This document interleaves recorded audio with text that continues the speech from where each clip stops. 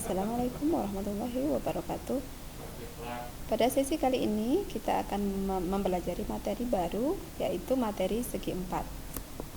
Nah, pada materi segi empat nanti kita akan mempelajari tentang jajar genjang beserta sifat-sifatnya. Kemudian nanti ada layang-layang, persegi, persegi panjang, dan rombus atau belah ketupat. Nah, kita lihat dulu definisi dari segi empat. Jadi segi empat adalah suatu poligon yang memiliki tepat 4 sisi. Jadi poligon itu adalah segi banyak, ya. Jadi suatu bangun datar yang memiliki lebih dari 3 sisi itu disebut sebagai poligon. Maka segi empat adalah suatu poligon yang memiliki tepat 4 sisi. Kita punya 4 sisi. Contohnya seperti ini, kita punya segi empat A, B, C, D. Kemudian di gambar B kita punya segi empat MN, PQ, ya.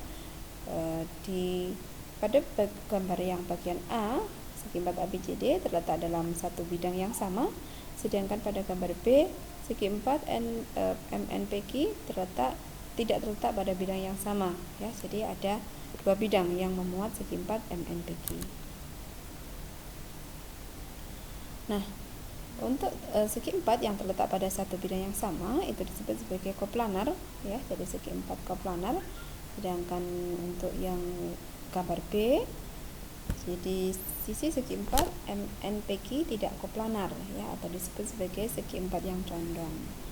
Nah, untuk pembahasan kita selanjutnya nanti kita akan hanya membahas segi empat yang koplanar, ya. Kemudian kita ke jajar genjang atau paralelogram. Definisinya adalah segi empat dengan semua pasang sisi berhadapan adalah sejajar. Jadi segi empat dengan semua pasang sisi berhadapan adalah sejajar. Dia adalah segi empat, dia memiliki 4 sisi. Kemudian dari 4 sisi tersebut masing-masing 2 sisi itu membentuk sepasang sisi yang berhadapan, ya, dan sisi yang berhadapan masing-masing sejajar. Jadi di sini RS sejajar dengan VT, kemudian VR sejajar dengan TS. Itu yang dapat kita artikan dari definisi jajar genjang. Nah, teorema yang pertama, diagonal jajar genjang membagi jajar genjang menjadi 2 segitiga yang kongruen. Diketahui jajar genjang ABCD dengan AC itu adalah diagonal. Buktikan bahwa segitiga ACD kongruen dengan segitiga CAB. Kita mulai dari yang pertama. Yang diketahui adalah ada jajar genjang ABCD, kemudian sisi AB sejajar dengan CD. Jadi sisi-sisi yang berhadapan dari sebuah jajar genjang adalah sejajar dari definisi. Kemudian sudut 1 kongruen dengan sudut 2. Sudut 1 kongruen dengan sudut 2 jika dua buah garis sejajar dipotong oleh AC sebagai transversal, maka pasangan sudut dalam berseberangan adalah kongruen, ya. Maka sudut 1 kongruen dengan sudut 2. Kemudian AD sejajar dengan BC itu dari definisi, ya. Karena dia pasangan sisi yang berhadapan, dari definisi jajar genjang dia adalah sejajar. Kemudian sudut 3 kongruen dengan sudut 4. Jika dua sisi sejajar dipotong oleh transversal, di sini AC sebagai transversal, maka sudut-sudut dalam berseberangan adalah kongruen. Maka sudut 3 kongruen dengan sudut 4. Kemudian sisi AC kongruen dengan sisi AC itu sendiri ada identitas. Kemudian dapat kita simpulkan segitiga ACD kongruen dengan segitiga CAB dengan sudut sisi sudut, ya. Jadi sudut sisi sudut, sehingga kita dapat menyimpulkan bahwa diagonal jajar genjang membagi jajar genjang menjadi 2 segitiga yang kongruen. Selanjutnya ada teorema akibat. Jadi teorema yang diakibatkan langsung oleh teorema 411. Ada 3. Yang pertama adalah sudut-sudut yang berlawanan dari paralelogram adalah kongruen. Sudut-sudut yang berlawanan dari jajar genjang adalah kongruen. Seperti ini. Jadi kita akan buktikan bahwa sudut D kongruen dengan sudut B, kemudian sudut A kongruen dengan sudut C. Ya. dari karena ini adalah teorema akibat, maka diakibatkan langsung oleh teorema 411. Ya, berdasarkan teorema 411, maka segitiga ABC, maka diagonal AC membagi ABCD membagi dua segitiga yang kongruen, ya. Maka segitiga ABC kongruen dengan segitiga CDA. Akibatnya adalah sudut-sudut yang letaknya bersesuaian adalah kongruen, maka sudut B kongruen dengan sudut D. Itu ya. Kemudian teorema akibat 413, sisi-sisi yang berlawanan dari paralelogram adalah kongruen. Sama ya. Jadi diakibatkan langsung oleh teorema 411. Jadi karena teorema 411 pakai kongruensi segitiga, maka cari hubungannya di situ. Kemudian teorema akibat 4.1.4, diagonal jajar genjang merupakan bisektor satu sama lain. Ya. Boleh ya, nanti dicoba. Jadi ada diagonal AC, kemudian ada diagonal BD, maka akan dibuktikan AC itu adalah bisektornya diagonal BD, begitu juga sebaliknya BD merupakan bisektor dari AC.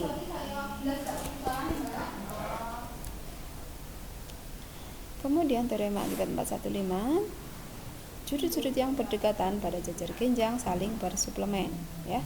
Jadi kita tahu sudut yang berdekatan itu berbeda dengan sudut yang bersisihan, ya. Jadi akan dibuktikan sudut A ditambah sudut B saling bersuplemen. Maksudnya sudut A bersuplemen dengan sudut B, atau sudut A ditambah sudut B sama dengan 180 derajat. Boleh nanti dicoba. Selanjutnya ada jarak garis-garis sejajar. Apabila kita memiliki garis-garis yang sejajar, maka kita dapat menentukan jaraknya, ya. Definisinya adalah jarak antara dua garis sejajar itu adalah panjang segmen garis yang tegak lurus dengan kedua garis sejajar tersebut. Nah, teorema 416, dua garis sejajar jaraknya di mana-mana sama, ya. Diketahui AB sejajar CD, kemudian AC tegak lurus CD, kemudian BD tegak lurus CD. Buktikan bahwa AC kongruen dengan BD. Nah, yang pertama diketahui segmen AB kongruen dengan segmen CD, kemudian segmen AC tegak lurus segmen CD, dan segmen BD tegak lurus segmen CD diketahui. Kemudian yang ketiga, AC sejajar dengan BD. Jika dua garis saling tegak lurus dengan garis yang sama, maka kedua garis sejajar.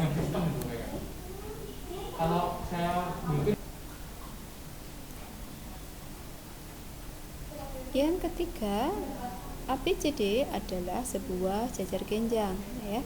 Jika kedua pasang dari sisi-sisi yang berhadapan dari segi 4 adalah sejajar, maka segi 4 tersebut adalah jajar genjang. Yang kelima, segmen AC kongruen dengan segmen BD. Sisi-sisi yang berhadapan dari sebuah jajar genjang adalah kongruen. Dengan demikian, dua garis sejajar jaraknya di mana-mana sama.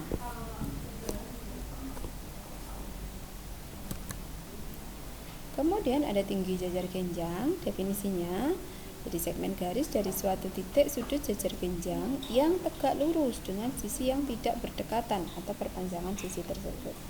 Perhatikan, kita memiliki jajar genjang RSTV, ya. Maka yang dimaksud tinggi segitiga itu adalah segmen garis dari satu titik sudut dari jajar genjang tegak lurus dengan sisi yang tidak berdekatan. Jadi kita buat segmen yang melalui R ini tegak lurus dengan segmen yang berdekatan, yang tegak lurus dengan segmen yang tidak berdekatan, ya.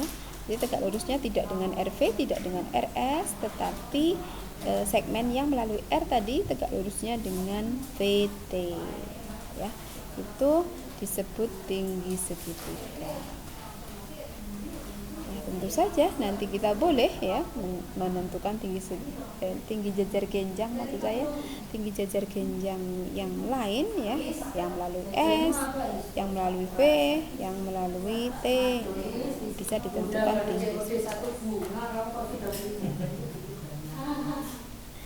Kemudian lemma 4.1.7, jika dua sisi satu segitiga kongruen dengan dua sisi pada segitiga yang kedua dan sudut apit kedua sisi dari segitiga pertama lebih besar dari sudut apit pada segitiga kedua, maka panjang sisi di depan sudut apit segitiga pertama lebih panjang dari sisi di depan sudut apit segitiga kedua.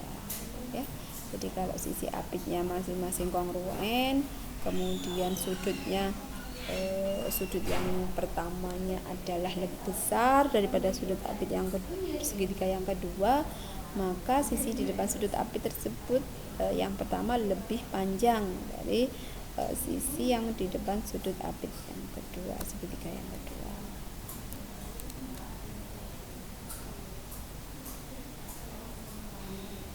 Ini lemma ya, lemma 4.1.7. Jadi lemma itu adalah teorema ringan ya, nanti yang akan mengantarkan kita untuk pembuktian teorema sebelumnya. Itu namanya lemma. Jadi ya seperti hanya teorema tetapi sifatnya lebih ringan dan digunakannya untuk pembuktian teorema yang sebelumnya, yang setelahnya maksudnya. Teorema 4.1.8, dalam sebuah jajar genjang dengan sepasang sudut berdekatan tidak kongruen, diagonal terpanjang berada di depan sudut tumpul.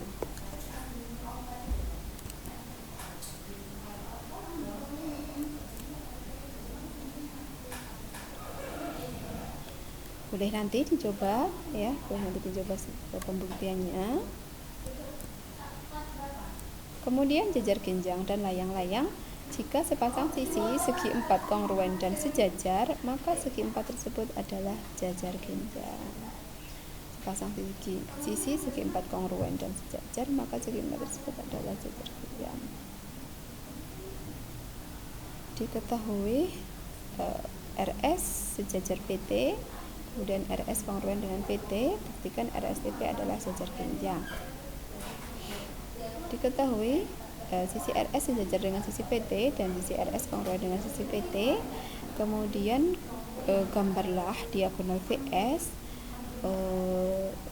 Jadi melalui dua titik berbeda dapat dibuat tepat satu garis, kemudian VS kongruen dengan VS itu identitas, kemudian sudut RSV kongruen dengan sudut SVT. Jika dua garis sejajar dipotong oleh sebuah transversal, maka sudut-sudut interior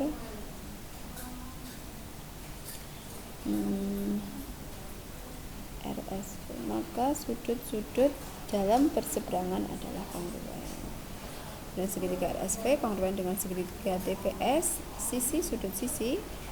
sudut RVS kongruen dengan sudut VST ya. Jadi bagian-bagian yang berkorespondensi dari dua segitiga kongruen adalah kongruen. RV sejajar dengan ST jika dua garis dipotong oleh transversal sedemikian hingga sudut-sudut dalam perseberangan adalah kongruen, maka kedua garis adalah sejajar. Kemudian RSTV adalah jajar genjang jika dua pasang sisi yang berhadapan dari segi 4 adalah sejajar, maka segi 4 tersebut adalah jajar genjang. Ya, dengan demikian teorema terbukti. Jadi jika sepasang sisi segi 4 itu kongruen dan sejajar, maka segi 4 tersebut adalah jajar genjang. Kemudian teorema 4.2.2, jika kedua pasang sisi berhadapan dari segi 4 adalah kongruen, maka segi 4 tersebut adalah jajar genjang. Jadi kita punya segi 4 yang mana kedua pasang sisi berhadapan dari segi 4 adalah kongruen. Jadi pasangan pertama kongruen, pasangan kedua juga kongruen, maka segi 4 tersebut adalah jajar genjang.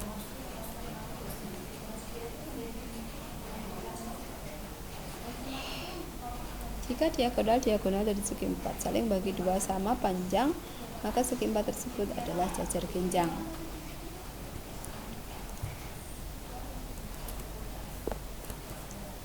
Ya, jadi kita memiliki segi 4 jika ABCD dengan diagonal AC dan diagonal BD, kemudian diagonal AC membagi diagonal BD menjadi dua bagian sama panjang, begitu juga sebaliknya ya, diagonal BD membagi diagonal AC menjadi dua bagian sama panjang, maka ABCD adalah jajar genjang. Silahkan nanti dieksplor lebih banyak untuk materinya, materi segi 4. Nanti saya berikan e-booknya juga sebagai bahan belajar. Lebih utama ketika Anda ingin mencoba membuktikan teorema ya, apalagi teorema-teorema akibat sebelumnya, agar lebih menguasai materi ini dengan baik. Saya rasa untuk sesi kali ini cukup sampai di sini ya untuk jajar genjang. Semoga bermanfaat dan bisa diterima. Saya akhiri. Assalamualaikum warahmatullahi wabarakatuh.